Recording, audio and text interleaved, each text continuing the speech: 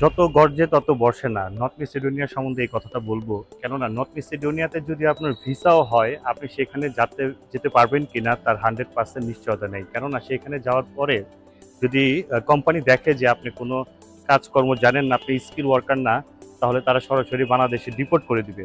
এবং মেসিডোনিয়ার লয়ার এবং কোম্পানিরা সহজে এশিয়ানদেরকে এবং বাংলাদেশদেরকে অবশ্যই শ্রমিক হিসেবে কোম্পানিতে নিতে চায় না। কারণটা হচ্ছে তারা এসে পালিয়ে যায়।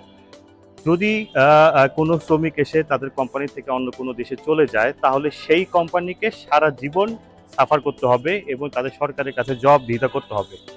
এইসব কারণে লয়াররা এবং কোম্পানিরা বাংলাদেশদেরকে নিতে চায় না এবং এশিয়াদেরকে নিতে চায় না। যদি বাংলাদেশ থেকে অনেকে অনেক ধরনের বলতেছে যে পারমিট বের হবে, অনেক কাজ আছে। আদতে ম্যাসেডোনিয়াতে এত ওয়ার্ক পারমিটের কাজ নাই। যত ওয়ার্ক পারমিট, যত রকমের